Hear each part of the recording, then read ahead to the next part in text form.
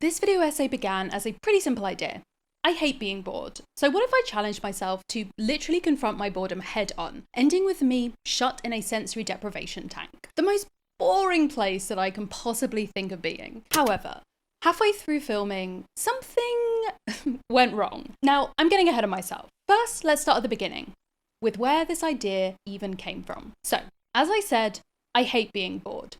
That was the first part of the idea, because truly I hate it. It feels like I'm stuck in a kind of psychological purgatory. I feel almost like restless and lethargic at the same time. And that boredom can strike at any moment for me, like eating dinner, bored, watching TV, bored, reading a book, bored. I feel like I'm wasting time. Yet the thing that I come back to again and again to try and get me out of this boredom quicksand, it's my phone. This little device can quite literally show me anything in the world at a moment's notice. But I never seem to come away from one of these attempted boredom fighting sessions feeling fulfilled, or like I really took advantage of that potential time. It feels like I've wasted my time. It feels like I'm still bored. So as part of my research for this video, I reached out to 3 boredom experts, and you're going to hear their words throughout this video. The first, Johannes Seiler, I reached out to and communicated with over email. He talks about the idea that boredom can be caused not just by understimulation, like we might think, but also overstimulation, the kind that I might be getting from my phone. Typically, boredom has been described as an unpleasant cognitive state induced by lacking information or meaning in our environment. That is, environments that are either very monotonous and understimulating or very complex and overstimulating. Thus, boredom is not necessarily a consequence to a lack of stimulation, but can also arise when stimulation is high but cannot be interpreted in a meaningful manner. Like many of us, I end up gravitating towards kind of quick fix content. And the feeling of boredom is still there, but it's kind of like a momentary flash before the next like TikTok or image or link starts up as I'm scrolling. When I think about my recreational relationship with the internet and my phone, the most damning thing is this. I don't really use my phone to have fun or feel good a lot of the time when I'm bored. I spend time on my phone to try and avoid feeling bad. Now, I'm obviously not alone in this in the use of my phone. Like, we all know that this is not good actually as a thing to do. I'm sure everyone watching this video has read at least one article or watched at least one YouTube short about how addictive smartphones and social media can be. Our obsession with screens creates, bad posture, worse vision, dry eyes, low self-esteem, high exposure to misinformation. And it wrecks your focus, which might even be part of why I'm so bored. Now, this video isn't really about boredom and phones specifically, but I do think it's useful as a way in to start talking about boredom more generally. We know how these feel-good dopamine hits are creating a kind of short-lived bump and crash. Notifications constantly distracting us from what we were doing. In the span of 30 seconds, we can go from listening to music to getting a news notification about some global disaster to seeing a picture of a friend's baby. It feels like our brains weren't built for this constant level of sidetracking. I hopped on a call with another boredom researcher, Heather Lench, to better understand this relationship between our phones and boredom specifically. Boredom, it motivates you to change your situation and to seek out something that's novel and different from what you're currently experiencing. But it's not necessarily pushing you towards something that's beneficial or satisfying. Most people, most of the time, will do whatever's easiest. So if it's easiest to pick up your phone, or that's a habit, and you play a game or go on social media or whatever it is, and you get that quick hit of serotonin that, something exciting is happening. A lot of times that's enough. So it is a quick fix, but it's a trick in a way, because it's taking the motivation that comes with boredom to seek out something new and different, and it's funneling it into something that's probably pretty meaningless and unimportant for you long term. But fear not, because there are people online who claim to have the answer, a way to fight the screen addiction by raw dogging boredom. And this was a second source of inspiration for this video. I came across these creators and then kept seeing them, and it really intrigued me. Was this something that had any sort of scientific backing to it? Was this something that might actually produce good results? These boredom influencers, as news outlets have dubbed them, are uploading videos of themselves doing nothing. No screens, no activities, no talking. They just stare at the camera. They're attempting to remove this compulsive need for digital distraction from their lives by lowering their level of external stimulation to, quite literally none at all. For some, it's just another viral challenge to rack up views, I'm sure, but for others, it's an act of personal rebellion, or a genuine Hail Mary attempt to fix something that feels broken in their modern brains. Even thinking about trying this made me, nope out immediately in my head. Which is why I knew I had to try it. I wanted to push myself to give it a go with the most excruciatingly boring version of this that I could possibly think of. The aforementioned sensory deprivation tank. Nothing to hear or smell or see, just me and my brain floating in a vat. The way that these tanks work mean that you are in the dark, you can't hear anything, but it also affects your sense of touch in that the water that you're floating in is full of salt, so you're completely buoyant, and it is body temperature, so you don't feel like you're in water at all either. When they say sensory deprivation, they mean it. So when I started on this video adventure, I made a plan, and it was a solid plan, a foolproof, excellent plan.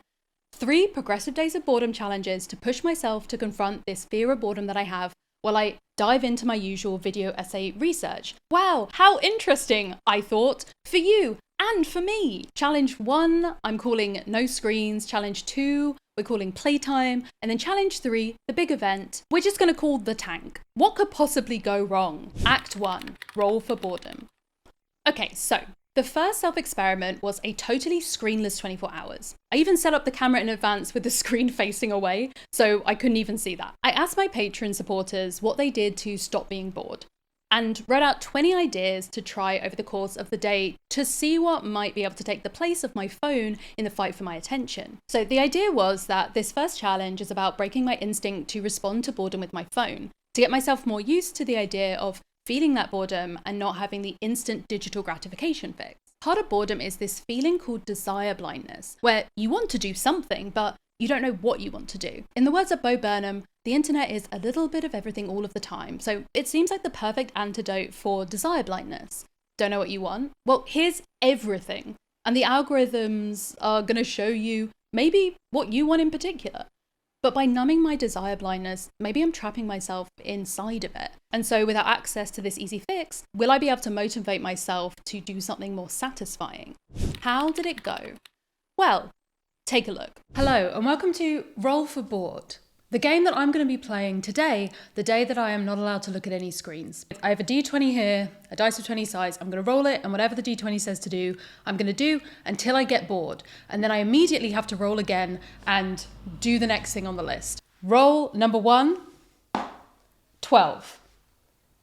Play with pets. Okay, so... Shut up. On cue. Seffi's here. Number 2. Eating. 19. Tarot reading. 11. Solo games. Number 8. Repairs. So I decided to make some chocolate chip cookies. 1 eternity later. Okay, so here's what's just happened. I was going to put that cookie dough in the fridge and wait for about an hour to take it out. The alarm went off for the hour, but I was locked into the puzzle. So I should have taken that cookie dough out of the fridge and cooked the cookies and be done with baking at around 3:30. I just decided I was bored with the puzzle, saw the time, it's 5 p.m. Music, decluttering, crafts, daydreaming. Okay, so this has taken me through the workday. I had a meeting this morning, which is why I started a little bit later. This has taken me 7-8 hours, something like this. But let us have an in memoriam for the things that I didn't get to do today, which was writing, dancing, journaling, and cutting my own hair, which part of me did want to have to do, and part of me was like, it's actually a very good thing that I didn't roll a natural 20. How boredom makes me feel. After my screenless day, my co-writer Isabel and I messaged about how it had gone, and she asked me 2 questions that I kind of struggled to answer. How did you feel about the boredom, and did you experience it as anxiety? I let myself ruminate on the feeling of boredom. I realized how much of it was bundled together with other feelings, both physical and mental. Yes, I experienced boredom itself, but also restlessness, anxiety, dread, emptiness, listlessness, alertness, exhaustion, kind of at different times, sometimes all together, and at different levels. And none of those feelings are positive, but while researching for this video, I kept coming across the idea that boredom is meant to be good for you. As Heather said, boredom cues us to change our environment and seek out new stimuli. But it also gives us mental space to check in with ourselves and our bodies. It forces us to spend time with ourselves in the present moment. Why are people scared of boredom? So if boredom has so many positives, why are so many of us so keen to avoid it? Why does the thought of going into this tank seem as unpleasant to me as getting a root canal? even after successfully completing this first training challenge and not looking at screens all day? Well, here are just a few reasons that I have found through my research. Firstly, some people fear wasting time. Just the act of being bored can seem unproductive to some people, and the discomfort of boredom makes them confront the time slipping by. And in turn, this can lead to the fear that that momentary boredom is indicative of a wasted life. It's easier to label that itchy sensation boredom than it is to consider the feeling one gets sometimes that the train of life is stopped on the tracks, that the narrative is going nowhere. Boredom gives us space to feel like we're not doing enough, or even that we ourselves aren't enough. A second possible reason is a fear of being ordinary. This fear is an internalization of that saying, only boring people get bored, suggesting that to feel boredom is an emotional indication that we are uninteresting even to ourselves. While studying boredom, Dr. John Eastwood found people who believe their lives to have greater purpose were actually less likely to get bored. To feel you can have an effect on the world and that things in life make sense, these are inherently important things for human beings, just like sunlight, fresh air, and food. And so perhaps this fear is kind of a vicious circle. There's also the fear of rumination. For some people, there is a real, potentially unconscious fear of being alone with your own thoughts. Boredom often puts us in a position where all we have is time to reflect internally, and many people fear dwelling on past trauma and experiencing difficulties of reckoning with their own thoughts, memories, and desires. And these are just 3 examples of possible fears. There were a lot more, but I tried to put them out of my mind as I headed into the second boredom challenge. So one of the activities that was mentioned by my patrons that didn't make it onto the board was having a little bit of private me time. So this feels like a perfect moment to thank today's sponsor, long-term supporter of the channel and your sexual wellness, Bellessa. Once again, Bellessa is back with a special offer. Everyone who signs up via my link will receive a free rose suction toy with their order. By women for everyone, their mission is to empower people to embrace, explore, and celebrate their sexuality. These sponsorships also allow me, your friendly neighborhood asexual lesbian, to gift my friends with products to review for you all. The rose recently got this response. I'm sorry, what? Rowan, what do they put in these things? I might have ascended. So, clearly a winner. But there are a lot of options depending on what suits you specifically. So, you might have actually seen the Rose toy go viral on TikTok. It fits easily in the palm of one hand and has 10 different suction settings for precise control. Or there's the Pebble with independent suction and vibe controls for people who prefer smooth sailing with no, patterned modes. Or maybe you prefer the Thump, which, well, I'm sure you can imagine. It's an all-in-one for your external needs, and it's waterproof, which feels like a plus in this heat wave. Their toys are made from medical-grade, body-safe silicone, and come in charging cases that are discreet and travel-friendly. So if you want to grab yourself a free rose suction toy with your order, then sign up via the link in the description. Okay, back to the boring stuff. Act 2, the dinosaur cult. So, the first stage of my dopamine detox boredom training allowed me to find a baseline for how long things can hold my attention before I get bored again. Turns out, not long. An embarrassingly short amount of time. Some of those things I could only do for a few minutes before getting bored, right? And so for the second challenge, I decided that I wanted to try some activities that might match the length of time that I'll be in that tank. Something that will keep me engaged for an hour or more. Now, I grew up in a world without social media, where dial-up meant trying to watch something online other than, a 2-minute flash video was impossible. And the cultural belief that TV would make your eyes go square and rot your brain was still very popular. And I thought back to that time in this moment. What was I doing to fill my hours back then? Well, I used to play pretend a lot as a kid. Making potions and perfumes in the garden, or pretending to be, Victorian urchins on the run from my evil aunt and uncle working in the new factories that we just learnt about in our history class about the Industrial Revolution, bravely pulling our friends from the crushing cogs of the machines, promising to feed them broth and nurse them back to health so we didn't end up in the workhouse, for example. And I still remember the day that one of the girls in our friend group came up to us and said that she couldn't play with us because made-up games were for babies, and it was embarrassing. So I decided for the second challenge, I need to go back to my roots and give play a go. My initial research suggested that this might not be as wild an idea as it might sound. Boredom helps creativity. So a lot of different places on the internet claim that boredom actually helps us be creative. So some of these ideas were anecdotal. Reflecting on her career, the musician and actress Kate Nash explained that the boredom she experienced as a teenager led her to start writing her music. I wrote a lot because there wasn't much else going on in my life. Later, when her friends were off at university and she was stuck at home and working in a clothes shop, a lack of things to do spurred her on again. There was a lot of sighing and staring out of the windows. Again, boredom became a great motivator. I started writing songs again. I posted them on MySpace, and very quickly and unexpectedly, became a pop star with a #1 record. The popular creative method, the artist's way, actually involves writing 3 pages of your thoughts, however boring, as soon as you get up, with proponents of the book claiming that forcing yourself through the boredom often reveals inner truths or creative breakthroughs within those pages. Other claims are based on academic research. If we don't find stimulation externally, we look internally, going to different places in our minds. It allows us to make leaps of imagination. We can get out of the box and think in different ways. So the final expert I spoke to for this video is Laura Young, cognitive specialist and creator of NeuroScouts. I asked her for ideas of the types of things that I should try for the second stage of my training. And this is what she said. First of all, you're going to need some dolls. And you're going to have to play dolls. You're going to invent a little adventure for your dolls to go on. Make a dollhouse out of a cardboard box. That's always legendary level kid adventure. Make a dollhouse out of a cardboard box. You can build a pillow fort. And so day 2 began. I was working on this video, but if I ever felt bored, I tried to recreate with my childhood activities. I used wooden blocks that don't come with, instructions for a specific finished piece so that I could make my own stories up. Making up a story about how the T-Rex was in a comet doomsday cult and welcomed the end of the world, sabotaging the other dinosaur's bunker that would have granted them safety. For example, everything was set up just right.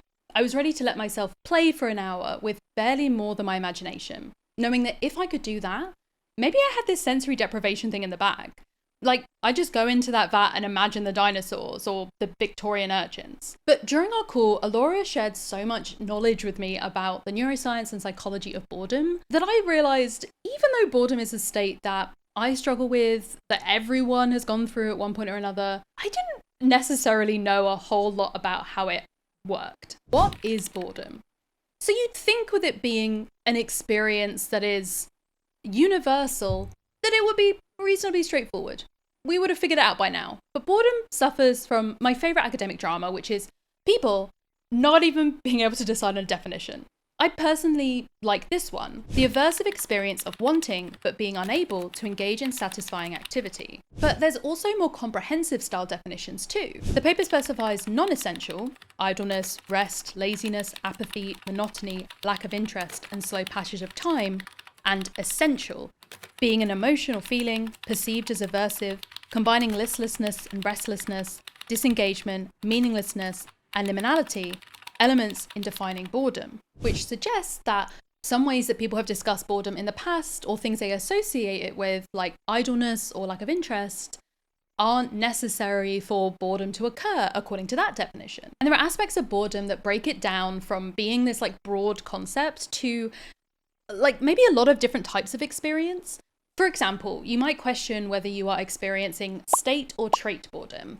So state boredom is connected to the situation you're in, whereas trait boredom is sort of finding something boring despite the situation. It's something that's more internal. And then you can break it down further. Is the state boredom because you're not doing anything, or because the thing you're doing is boring? It's something that Laura and I discussed on our call through the lens of cognitive input. Boredom because you're not doing anything is just like you don't have any cognitive input. It's just a lack of cognitive input, so your brain has no activity in your task positive network to focus on. The History Channel is just not playing at all. There's nothing on it. It's like one of those Nickelodeon go play outside days on the History Channel. That's what it is. There's nothing going on over there. No task, no nothing. But when you're doing a task and you don't have enough input to actually focus on the task, it's a boring task, is not taking enough of your cognitive load to be interesting, when you have a brain that requires challenge in order to focus, that is your brain being like, this task is not salient. This task is not relevant. This task is not important. So we're going to think about something else because this task does not deserve our attention. Some findings show boredom as a low arousal state. That is a state where you're mentally and physiologically less alert or energized or active. But others argue the opposite, or even that it's a mixed state. Boredom can connect to our motivations, our behavior, our affect, expressions, emotions, and our cognition. And there are a number of overlapping types of boredom that have been theorized about and explored by researchers. And I think that all of them will be familiar to you when you think about them. So transient boredom, for example, is often used to describe a short-lived feeling to a particular circumstance. maybe listening to a tedious story on a disastrous blind date with a guy who never asks you any questions. Task boredom, on the other hand, is a form of boredom which comes with a specific activity. Doing the laundry is a popular example. There's actually a lot of experiments where in order to create a state of boredom in participants, they make them watch people doing laundry. And then there's collective boredom, which is about the shared experience of boredom by a group in the same place or experiencing the same situation. So certain lessons in school, perhaps. And what Laura mentioned about how engaging or stimulating something is having a big impact on boredom, that's key here, because it goes some way to explain the subjectivity of boredom. What you find boring, I might not. We could be in the same lesson and one of us is engaged and one of us is bored out of our mind. I talked to Heather about how different I found the activities during my screenless challenge. That some I lasted only a few minutes before boredom set in, and then others I was engaged with for a lot longer. So I think the relationship of stimulation to boredom is complicated, right? Because you can be completely unstimulated in an empty room. You're just sitting on your couch, nothing is happening. And that could align perfectly with your goals, right? So you could have had a really hard day, you're tired, you want stillness for a little while. And in that situation, you're probably not going to feel bored. You're probably going to feel content or satisfied or even relieved because it is kind of what you need in that moment.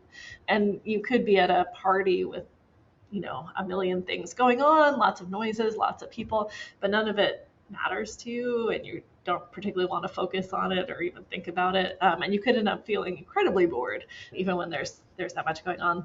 And there are theories that boredom reflects when you're out of the kind of the optimal engagement zone where you're stimulated at just the correct amount. And I think there's some parallels between that and the idea of flow that you might have run across. So Csikszentmihalyi has this idea of the theory of flow, which is when you're challenged to a sufficient extent. So it's not too far above your abilities and it's not too easy. And you have the ability to do whatever the task is, right? So you're able to rise. So it's challenging and you're able to rise to the challenge. But then you enter this state of flow, which in some ways seems like the opposite of boredom because it's where you're really interested. Time flies by, like when you mentioned you were doing the puzzle, right? So you think it's been 5 minutes and it's been 2 hours. The puzzle then was clearly the exact right amount of ease and difficulty, the right amount of brain noise, the right amount of mental and sensory stimulation. And that's why it works so well. But it was also the right time for the puzzle to grab my interest. Models of boredom like those proposed by Westgate and Wilson in 2018 emphasize this connection between the present sense of attention in a task and how much meaning comes with a task through its relationship to your goals in that moment.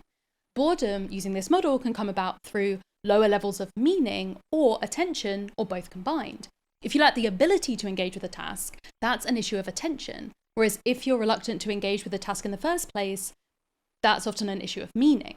4 years before this, Eastwood et al. Proposed that boredom occurs when people cannot engage their attention with the information needed to pursue satisfying activities, be that information internal or external. They proposed that for boredom to emerge, people must be aware of this inability, for example, in the form of experienced high mental effort or task-irrelevant thoughts. Whereas the unused cognitive attention model is less about the ability to engage attention and more about tasks where the amount of cognitive capacity needed to engage with the task is actually not high enough to satisfy us, that there is an unoccupied element of our mind which isn't needed for the task and therefore remains in low stimulation and causes us boredom. At this point, I knew a lot more about boredom, how it worked from a more scientific point of view, or at least how different people theorized that it worked. Why isn't this working? So, how did my day of play go? It was okay, but something felt off. I was doing all this research in between my building blocks and make-believe that was telling me that boredom is a state that's meant to tell our brains something is wrong so we can fix it, to move on to another task or into another space.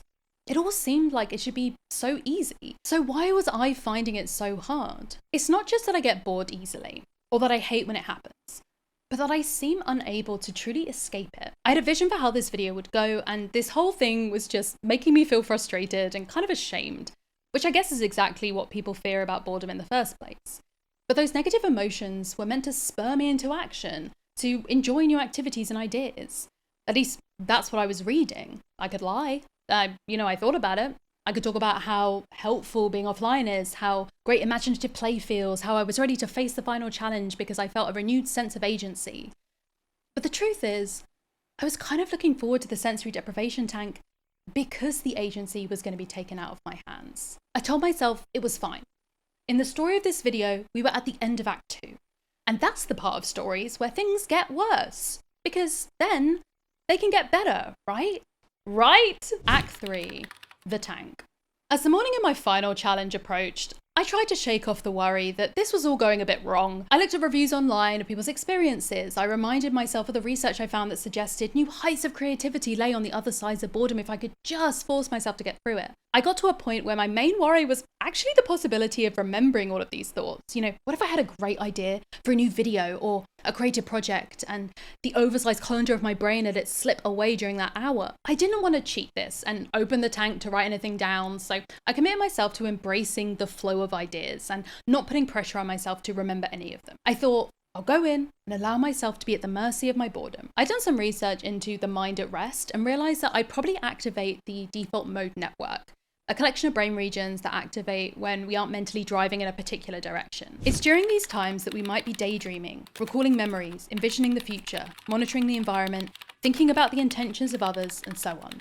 All things that we often do when we find ourselves just thinking, without any explicit goal of thinking in mind. My plan was to let myself drift through this state, until about halfway through, then see if I could actively engage my creativity. I even got some advice from Alora about how she recommended I try to transition into this creative state through the boredom. I recommend is go into it with a story that you plan to build. So you're going to do creative play inside your head for the duration of the sensory deprivation pod. So you're going to say, I'm writing a story. I'm going to go into this room and I'm going to spend this entire time world building. I'm going to build a world. I'm going to write a story. I'm going to come up with all the characters and all the things. I'm going to do something science fiction or something fantasy or whatever. And you just spend the entire time. I am writing a story about giant velociraptors who are pink and they travel the multiverse. And you just spend the whole time because then you have something to ruminate on. And so I was ready. Time to get in the tank. Okay, so I'm here in my private room with the tank. I have these earplugs I have to put in so I can't hear anything. This is the tank. The light's on at the moment, but the lights are going to go off so I won't be able to see anything. And we'll see how it goes. I will report back afterwards. Okay, the hour is done. I've just had a shower in this room. That was not what I expected at all. And ironically, I think I need to take a bit of time to think about that. Okay, so it's been a few days and I'm honestly sort of still processing what happened in that tank. Specifically, I guess, processing what it means for this video. So before I went in, I thought one of two things would happen. The first one being that, yeah, I would be a little bit bored at first, but that ultimately it would kind of lead to this burst of creativity. I'd have all these ideas, I'd come out of it, and there would kind of be this ending of the video, which was around the idea of okay, so this theory that boredom leads to creativity is something that I can now relate to. Potentially the reason why it isn't happening in my daily life is that I'm not spending enough time being bored before I get to creativity. So it's mainly about how I make sure that I don't cut off that process by turning to my phone or turning to these other kind of maladaptive methods. The second thing I thought might happen in the tank was that I wouldn't get creative.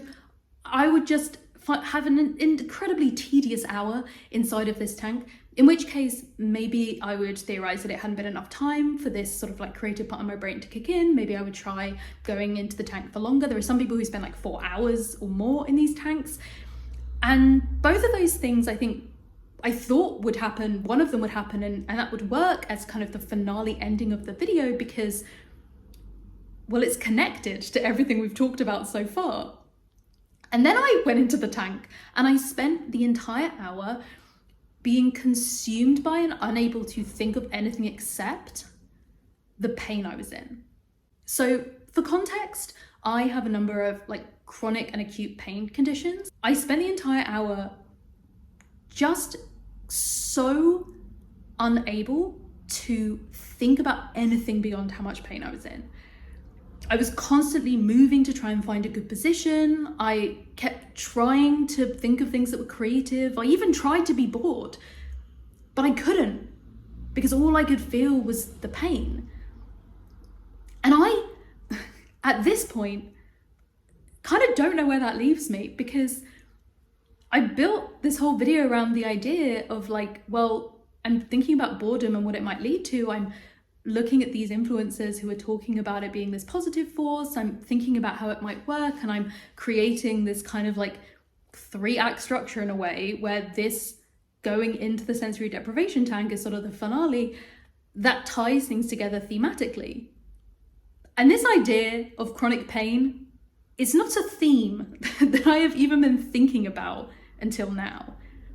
And so ironically, I'm also kind of worried about this video being boring, unsatisfying in some kind of way. That the parts of this story or this narrative that I'm giving you are not going to be the right kinds of like joined together stimulation that will make this satisfying. Because there's also the very practical fact that this video has a deadline. Like, it has to come out. And I don't have time to do a new video. Like, this is the topic. Like, boredom is the topic. Like, this is what I have to do. And I'm just trying to figure out where I go from here. Act 4. Well, shit. We think of boredom mainly as this kind of mental thing, but after that experience, I realized truly how much it was connected to my body too. If you have a body that doesn't work so well sometimes, you often get good at distancing yourself from it for your own survival. It wasn't that the tank itself was making my pain any worse. In fact, these tanks are used by some people to help their pain, taking the pressure off swollen joints, for example. But my perception of my pain had changed. And pain is all about perception. When I got into that tank and created a situation where there were no possible distractions, there was nothing to protect me from the full reality of the pain that my body was in. Maybe part of my aversion to boredom is actually an aversion to a lack of stimulation, because if my brain went searching for stimulation eternally, it would end like this. Distraction, it turns out, is actually a pain management technique advised by the NHS. These are just a few of the quotes from NHS web pages giving advice on how to deal with pain. As I was thinking about this, I remembered a quote that we'd looked at earlier in the video. If we don't find stimulation externally, we look internally, going to different places in our minds. Looking for internal stimulation for someone without any mental or physical pain may well give a path to positive understandings, personal discoveries, and creative endeavors. But for those of us who don't fit this ideal, what does it mean for us? When I look back at the initial idea for this video, it feels a bit naive, if I'm honest. I wanted a reasonably simple solution to a complex problem. I wanted the same thing that I saw work for other people to work for me. Or I wanted to find out why it hadn't worked for me in a kind of thematically resonant way. Now, usually I love when my video topics get a little bit murky and uncertain as I research and take small little turns, but the more I process this curveball, the more I saw these spiraling new topics and complexities that just my 3 little experiment days had thrown up. The first thing I thought about was time. So I think that you can see in that clip I filmed after the tank that a big part of my underlying frustration was this feeling of having wasted my time in some way. This was a feeling I'm already used to. I talked about it in the beginning in regards to boredom. But also part of living with a chronic condition is learning to let go of control, especially around your time. Plans need to be flexible. You need to take breaks. You aren't in control of your body all the time it needs to do things. Pain keeps you, in a sensory way, locked to the present moment. In a practical sense, it stops you being able to plan for the future, and sometimes it makes you wish for the better past version of yourself, but it's also so tied to your brain and body, it kind of forces you to become aware of this physical shell that's tied to this moment of time and space. Pain is something you can only experience like in the moment. We can remember pain or we can anticipate it, but it never quite feels the same. And what I've been realizing is that boredom is exactly the same way. It slows time, stretches out the moments where you're bored to feel like eternity.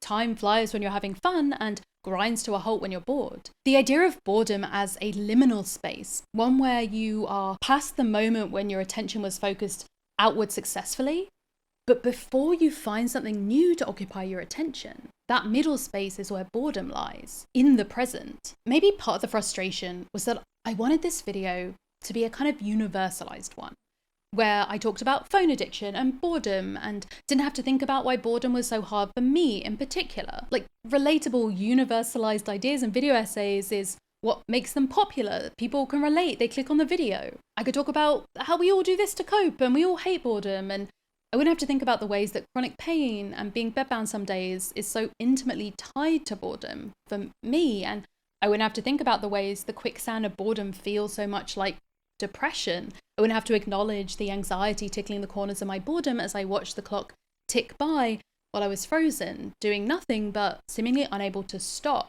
I hoped what I needed was just like gentle motivation. The working on this video would be kind of a quick fix. It would make me understand boredom better, and I would understand it was all a fixable issue, and it would tie up the video narrative nicely and help me in the long run and give you all something useful to take away. But in fact, the opposite happened. When I asked my Patreon supporters for ideas of what they do when they're bored, some people said that they never really get bored as an adult. Many talked about how they could easily move on from boredom with fulfilling activities.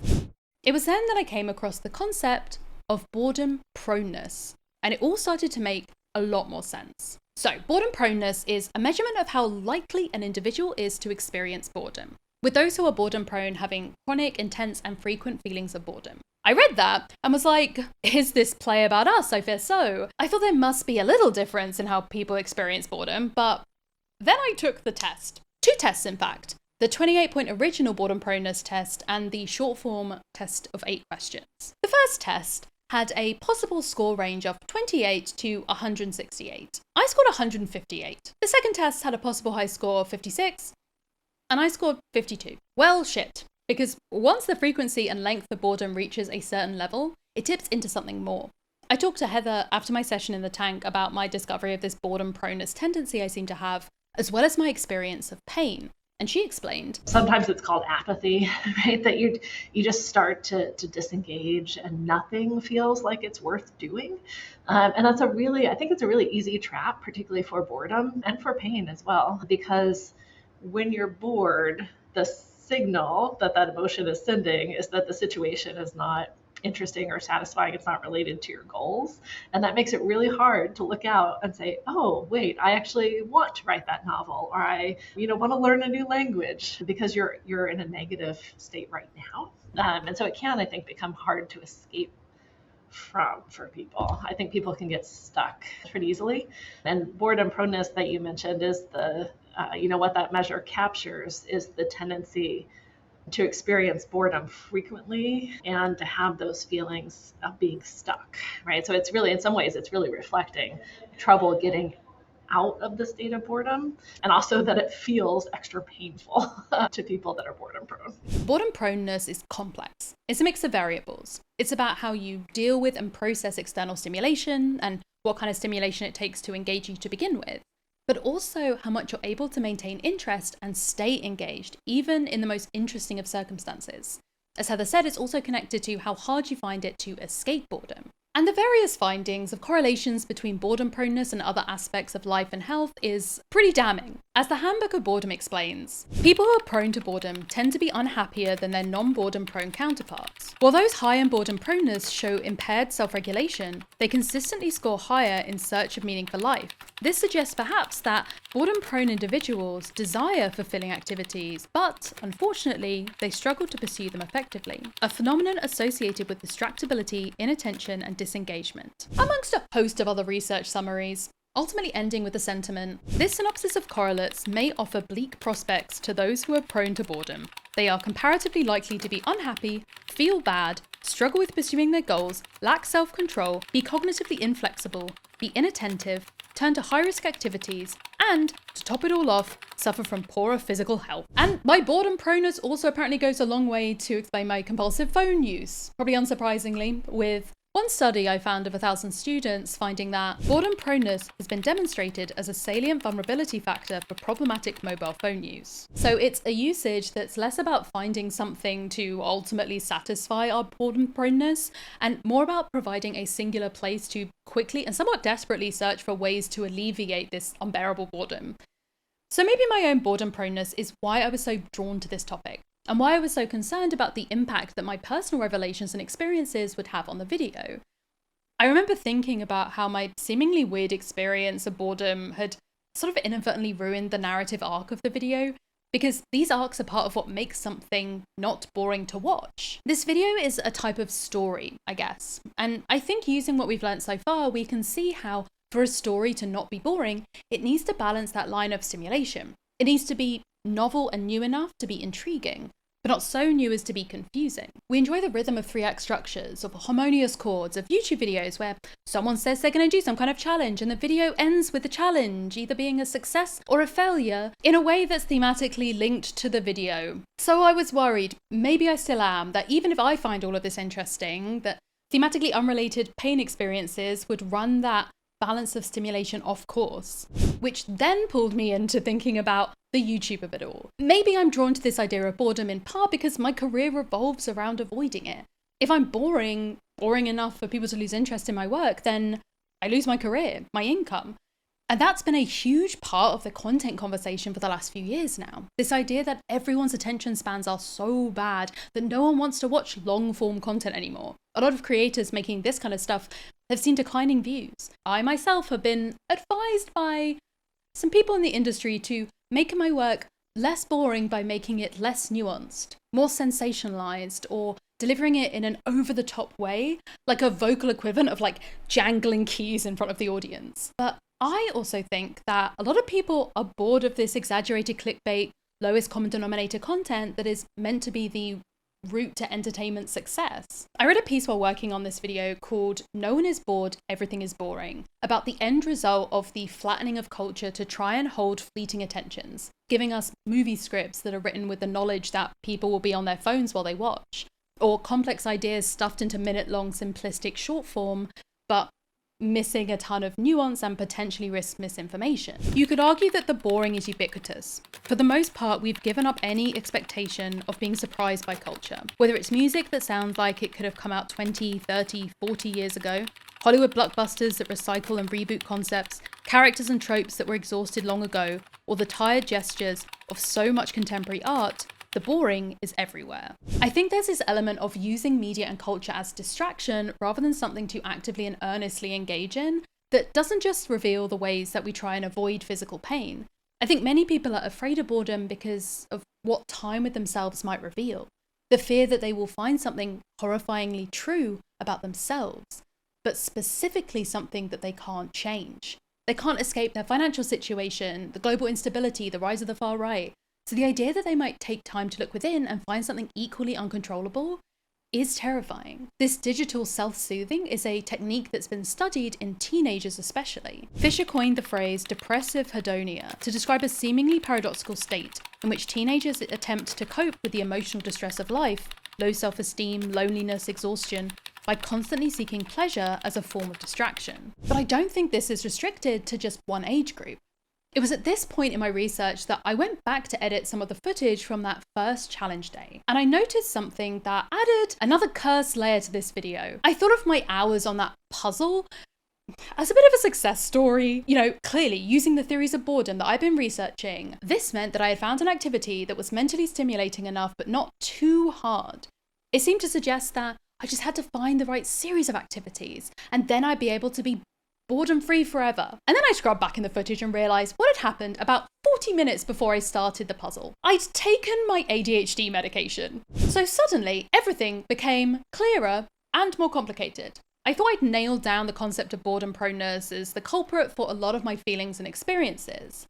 And then I was reminded of the fact that I have a literal attention disorder. As I looked into it more, I found this equally affirming and terrifying quote. Tasks like filling out forms, sitting through meetings, or doing laundry don't just feel boring, they feel painful. And because the ADHD brain has difficulty regulating emotion and time, that moment of boredom can quickly turn into frustration, agitation, or even hopelessness. Many adults with ADHD describe it as a kind of mental itch they can't scratch, so they jump from task to task, reach for their phone, start multiple things at once, or give up completely. People may avoid important responsibilities, not because they're incapable, but because the task doesn't generate enough stimulation to activate their brain.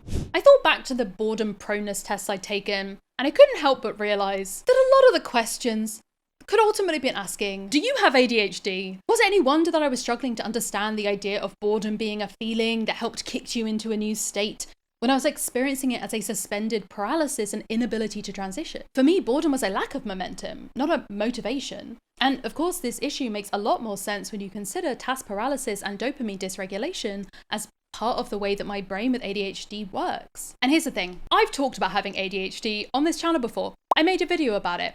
A lot of you will have watched it and were probably thinking, from quite early on in this video, Rowan, why are you not mentioning the elephant in the room? I get it, okay? It was hugely wishful thinking, which can be a very powerful motivator, to think that I could just emulate these boredom influencers, that I too could sit in front of a camera and do nothing and stare into space and it would fix me. So the ability, when you're sitting there and you're like, I know I should do something, but my brain feels like I'm in a room and there's no furniture and somebody left the door open and it's kind of windy and it's just like, you know that feeling? That's called understimulation. And it's actually, in my opinion, more dangerous than overstimulation in a lot of circumstances, because understimulation is the absence of noise, the absence of stimulation, the absence of sensation in your mind. And it is kind of torturous. Like when you're overstimulated, it's hellish, but like there's stuff going on. You're not bored. You're not like, just like alone with your thoughts. There's a lot going on when you're overstimulated. When you're understimulated, it's like you're stuck in the wind and you're a trash bag and you're like, I could do something, but I have no idea how, and I have no motivation and no bones. And I think that feels worse. The reason screens were the only thing I felt capable of reaching for while stuck in boredom because of the low effort entry, not because they were ultimately satisfying. And low effort entry is necessary because of my own inability to get myself out of the boredom state through anything that required more mental effort or task locomotion, something that ADHD brains already struggle with, even if they aren't in a state of abject boredom. I and other people with ADHD essentially struggle to get enough access to dopamine to like switch tracks in a way that's needed to engage us in a new activity. Even when my mind like internally is screaming to like, stop, do something else, start the task. It makes so much sense. Both boredom and ADHD we've seen are so connected to under and overstimulation. And so even when there's not necessarily obvious stimulations happening in my environment, I can still find myself experiencing a kind of mental overstimulation from racing and overlapping thoughts and clocking of every small sound or movement around me that's distracting me. And so if that leaves less cognitive power to use on a task, then it seems so obvious in hindsight. But I think part of me maybe resisted making the connection because it makes it feel like even more of an insurmountable struggle. Maybe I need to recontextualize a lot of what I have called and thought of as boredom in this blanket way and treated as the same issue in my life, thinking it will be alleviated by one solution. When my attention drifts from a task, am I bored?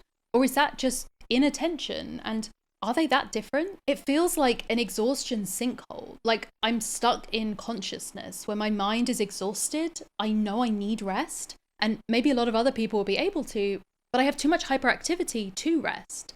And that too is experienced as boredom. And so it comes back around to time again. The same as the time wasted to pain, I was now even more aware of the time wasted to the paralysis I feel in boredom. The link between ADHD and boredom, it turns out, is a known one. People with ADHD tend to experience boredom more frequently and also to a higher extent. The specific reasons for this remain unclear, but it may be the case that the attentional deficits make it more difficult to draw information from ongoing sensory stimuli over longer timescales, which may in consequence then lead to boredom. So if boredom is a reactive state that drives us to find new rewarding states and experiences, then what happens to someone like me with ADHD when no task is sufficient to hold my attention for an extended period of time? Act 5.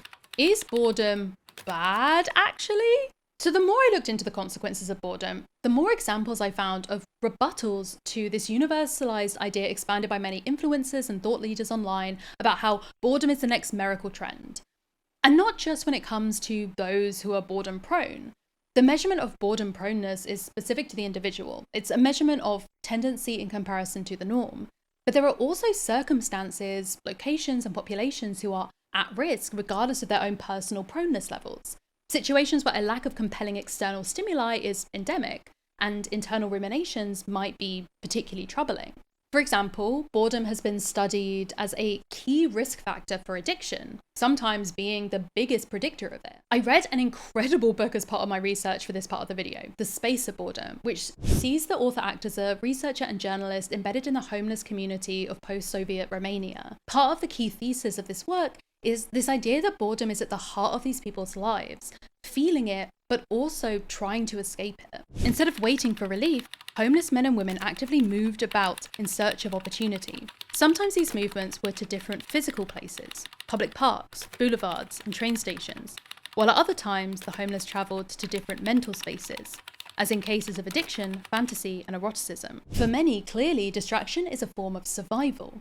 Often across the quotes in the book, the people the author interviewed complained about having nothing to do, levelling it as a complaint against shelters in particular, where the basic needs of food and shelter that proponents of Maslow claim are the bedrock of human needs were weighed against the possibility of boredom and found wanting. A lot of these people would rather go without this kind of material security in order to escape boredom. It isn't just those already at risk who turn to maladaptive ways to cope with boredom.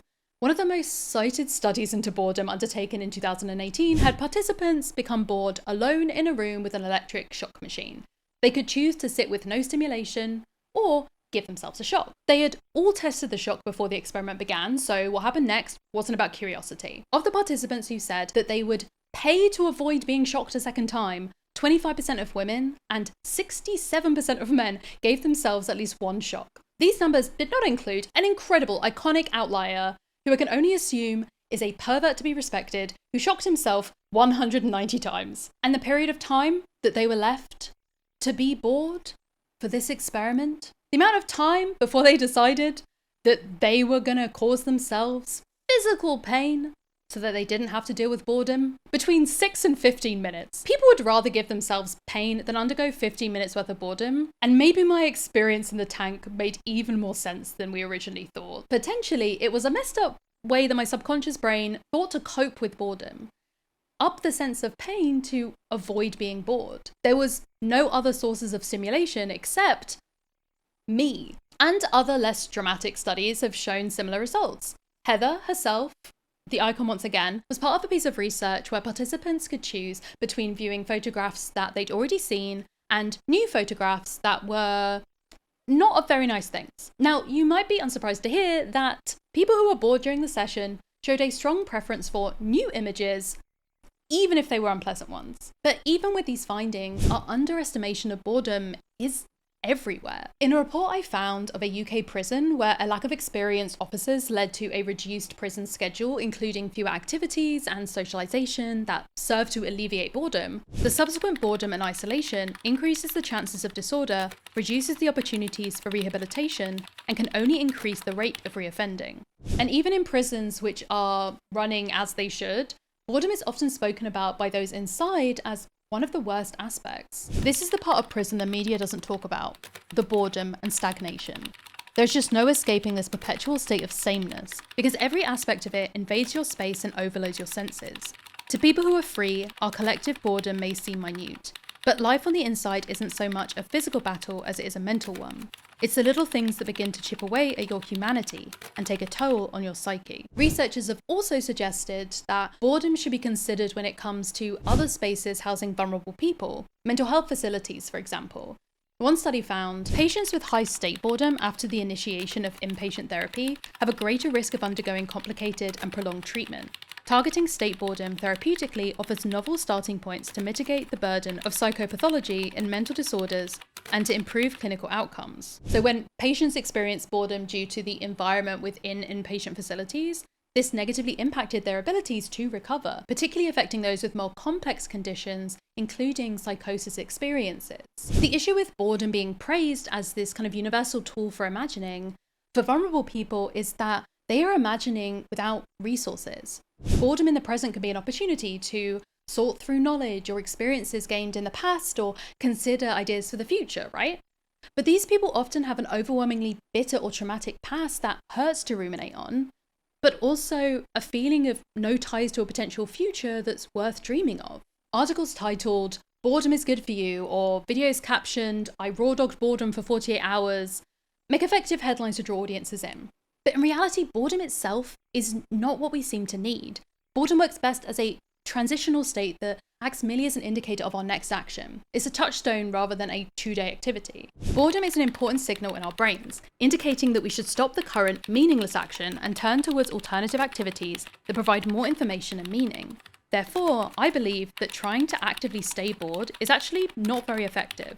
However, what I indeed consider very valuable is to train different ways to cope with boredom. This means not always using the same type of stimulation, e.g. social media, watching Netflix, etc., to mitigate boredom, but also use other strategies such as mind wandering, imagination, or daydreaming that depend less on external sources of stimulation. Boredom and creativity, part 2. With all these ideas of the negative potential of boredom, I wanted to look back at the idea that had me so excited to do this experiment in the first place. Okay, so the thing about science and studies and academia is sometimes experiments get carried out and publicized and reported on, and they make for a great headline, but that doesn't necessarily make their findings universally true or able to be extrapolated by everyone. And it also doesn't mean that the articles tell the full truth, especially when it comes to human psychology and sociology that is so complex.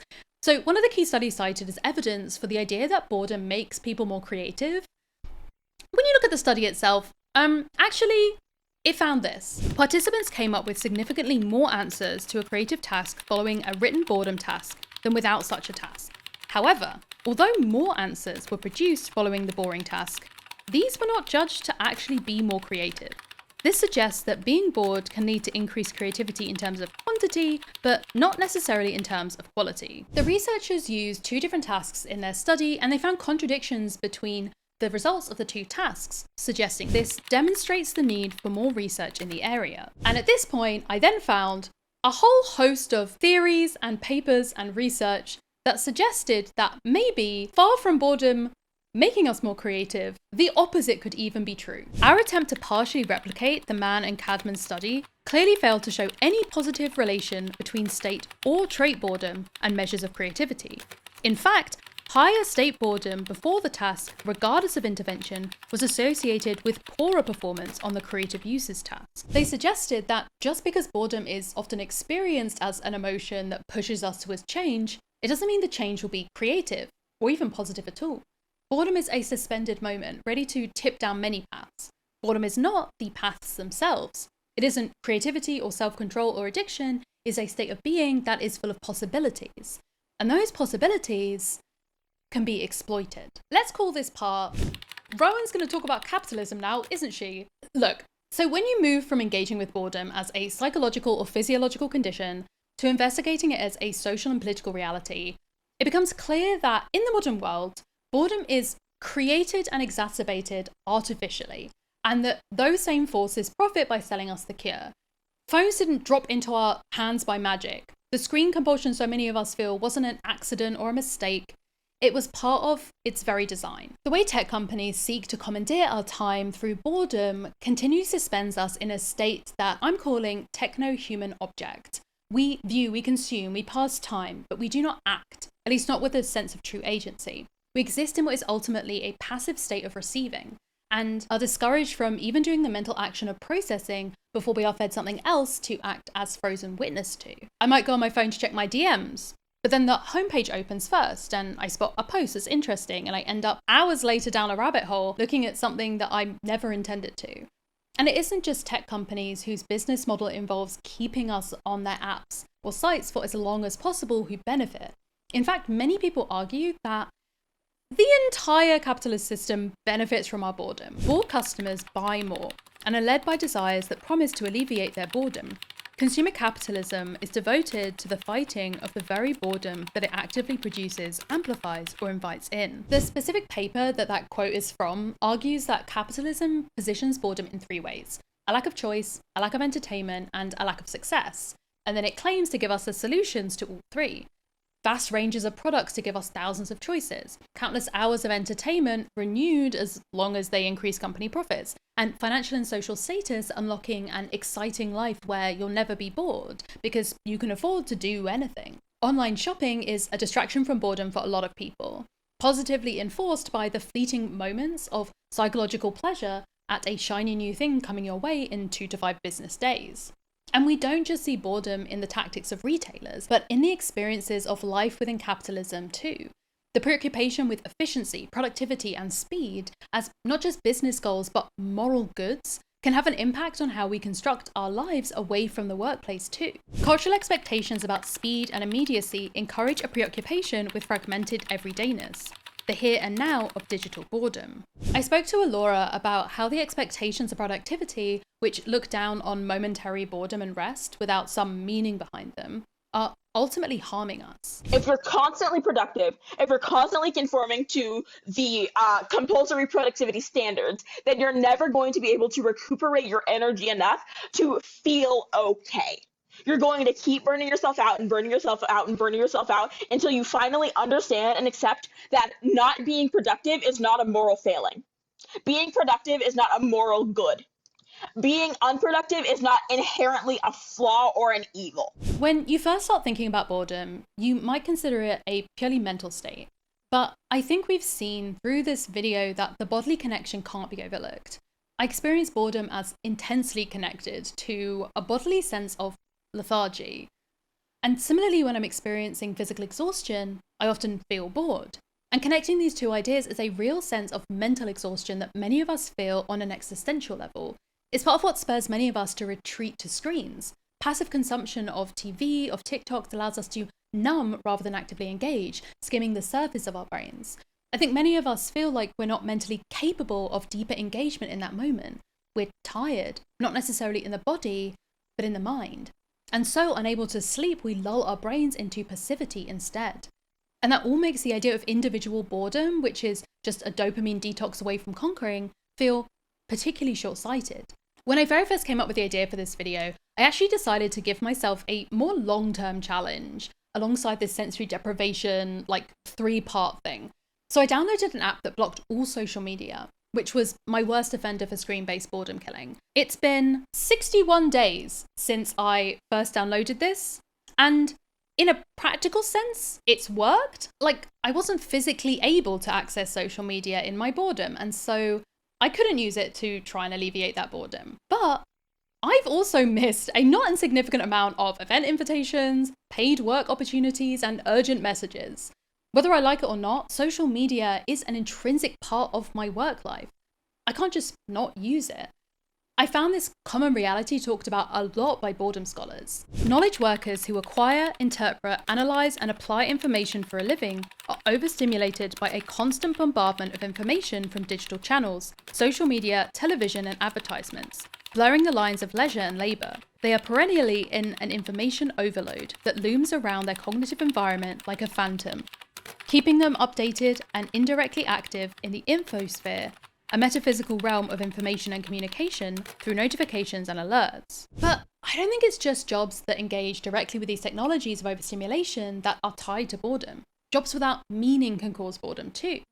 In this way, busy work office jobs, ladder climbing, can be seen as sort of inherently boring. Many of us will gladly profess to be busy and stressed, as these states confer a sense of industriousness and purpose, suggest that we're important, we're needed. But boredom? Broadly speaking, it's not perceived as a particularly adult emotion. In spite of this, a recent Gallup poll found that 70% of Americans find their work boring. Considering that the average American spends an estimated 40 hours per week at work, that's a lot of bored Americans. If we look back at the history of boredom, there seemed to be this tendency to view it as a preoccupation of the upper class. Those with financial privilege had the luxury of leisure time, and with that came the malady of ennui. An article in the New York Tribune in 1893 described this as the misunderstood malady from which Americans are exempt, and royalty the greatest sufferers, explaining that working Americans were constantly striving, and rightly so, for something better. Now, as long as there is this feeling, there can be no satiety, and without satiety, there is no ennui. But that assumes boredom is only happening when you have nothing to do, as opposed to being bored in action.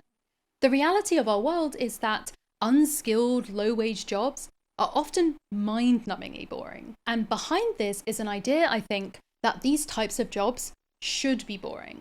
While marketing startups are buying up foosball tables and having casual Fridays, and global corporations are hosting weekly lunch and learns and staff socials, The need for supermarket checkout clerks or fast food workers to have their boredom alleviated by their workplaces, it would be seen as laughable. Thinking back to the experience of boredom and homelessness that we looked at earlier in this video too, I think it's hard to begin to see connections between experiences of marginalization, economic realities, and boredom. Research has shown that, just like other forms of human suffering, boredom is not equally distributed across all segments of society. The marginalized are hit harder. In a study of a nationally representative sample of American adolescents, youth who lived in rural compared to urban areas were more likely to experience high boredom, and that the youth attributed this feeling to lacking socially valued activities. They often resorted to alcohol and drugs to relieve their boredom and were labelled by others as troublemakers, further pushing them to the margins of society. Those on the economic margins are often denied the ability to engage with the experiences of consumer capitalist life that are designed to pass time and alleviate boredom in public. Much has been said online about the lack of third spaces that we currently have, where the public can socialise often indoors and for free. Instead, we go to coffee shops or out to lunch, or we go to the cinema, or we retreat to our devices. And these spaces that promise an escape from boredom are visible to those who can't access them, but still they're out of reach. They act as an ever-present taunting, not just as ways to alleviate boredom, but ways to participate in life itself, in culture, in socialization, in the geography of belonging that these people don't have access to. One of the most poignant parts of the space of boredom was this bit with details of a famous Nescafe ad that was very well known across Romania at the time. It had the tagline, "Defeat boredom, choose passion, choose Nescafe 3-in-1." And in the book, the writer explained how intimately this idea became connected to the people that he spoke to, particularly people in a recently post-socialist country. Boredom is, for many Romanians, one of their greatest fears, the campaign's creative director explained to me. We sipped espresso in the agency's in-house cafe in central Bucharest. They are not worried about their career or even about money, but about being bored. And they want to eat so much, to consume so much, that every pause causes them boredom. The final irony being that the readily available Nescafe, like instant 3-in-1 coffee sachets, were consistently the thing that the people that the author spoke to on the streets asked him for in exchange for their time. So this video has become one of the most unexpectedly personal ones that I've ever made. And reflecting on all of this, I think what I've realized is that the real discomfort and unease that I feel around boredom, it's not solely in the feeling of being bored, but the deeper knowledge that I'm experiencing a lack of agency alongside of it. That lack of agency is filtered through my pain and ADHD, but I think other people have it exacerbated by their socioeconomic circumstances, or heightened by their feelings of political powerlessness, or deliberately triggered by unavoidable technologies that they work with. Psychology professor Dr. John Eastwood, who runs a boredom lab, has said that if we're constantly being stimulated from the outside, we can literally lose sight of who we are, what matters to us, or why we're doing anything. A lot of people refer to scrolling as being mindless, but I also think that is something that can feel, in many ways, bodiless as well. Like, we can literally feel ourselves sort of dissolve into this passive screen time lull. And sometimes that can be kind of nice, like a hypnotic trance, a distraction. But at the same time, I don't want to forget that I'm a person with agency who wants things other than just to be entertained in the moment. Nowhere, I think, is this more apparent than in the collective experience of boredom during the height of COVID-19. It forced people into a period where, if the optimistic views of boredom were to be applied, might have led to a kind of modern renaissance. So many people bored with nothing to do, but they had so much free time to fill with creative wonders and pioneering new projects and novel theories. Surprisingly, the suffering was not really accompanied by a further reflection on the destiny of our lives, and on the future of contemporary society, and our usage of technology after all. Ultimately, we all saw how boredom itself, without purpose, direction, resources, community, support, and hope, is far from a miracle cure. But if boredom is a sign that something about your circumstances needs to change, then surely this boredom crisis across so much of society might still be a sign that we should no longer ignore, that something bigger than any one of us needs to change too. Thank you so much for watching. I hope you enjoyed and were not too bored at this video. If you want to support the videos that I make, like this one, then please consider having a look at my Patreon. The link is in the description. There are a bunch of tiers and perks and things you can sign up to. This honestly does allow me to keep doing videos like this, and I am so grateful for my patrons. From this video, there's going to be some behind the scenes stuff, including a tour of like what's going on in the background. You might have noticed that there's a bunch of stuff that I did while I was bored during that first challenge back there. So I'm going to do sort of like a room tour situation, a set tour for my patrons. So if you're interested, go and check that out. I'd also obviously love to hear all of your thoughts in the comments. If you enjoyed this video, please consider sharing it. It has a huge impact on the algorithm. And I'll also leave a link in the description to my social media so you can find me all over the internet. And until I see you next time, bye.